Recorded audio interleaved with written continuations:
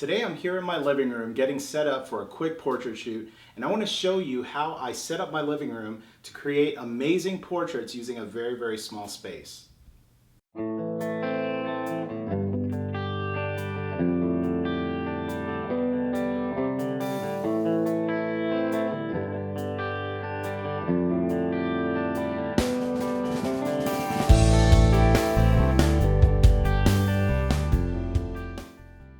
Welcome to my living room. When I first started building my photography portfolio, I would often shoot in spaces just like this. Today I want to show you how I make the most of it. To begin, I'll be using a collapsible backdrop made by Savage. The kit includes a stand to hold the backdrop, which sets up like a regular light stand. The backdrop is packed just like a 5-in-1 reflector, so setting up before the shoot and tearing down afterwards is quick and easy. I sped up the video a bit, but my total setup time here was about 3 minutes. Now I'll set up my modifiers and lighting. I'll be using a small octodome made by Photoflex. It's one of my go-to modifiers to use for portraits in tight spaces.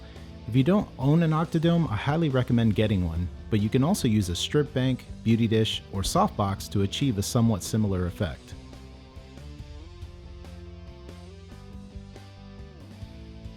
For my light source, I'm using a 400-watt Flex Flash by Photoflex. I'll trigger these using Pocket Wizard +3 triggers.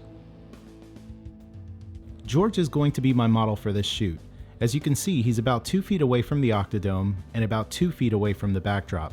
These distances will stay the same for most of the shoot. I'll be bringing in a white foam board reflector throughout the shoot when needed to bounce some of the light from the strobe into the shadow side of his face. I'll be shooting with a Canon 5D Mark III with an 85mm 1.2L lens. The 85mm focal length is a favorite of mine for its versatility when shooting portraits. I also mounted a Lee Filters hood and will be using a 3-stop ND filter for some of the images to add creative effects to the portraits. I'll share some of my techniques using the filters in a later video. Now that I've covered the technical portion of this setup, all that's left to do is work with my model to get a variety of expressions. I typically coach my models and ask them to give a slight variation to their expressions each time the flash goes off. This ensures that I end up with a bunch of different looks that I can choose from in the end.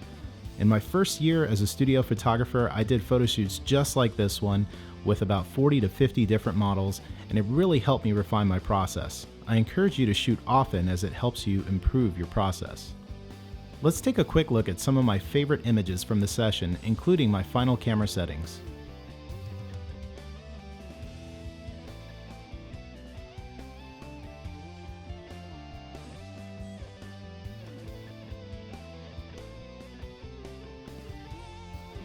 I hope this behind-the-scenes look inspires you to make the most of whatever space it is that you have.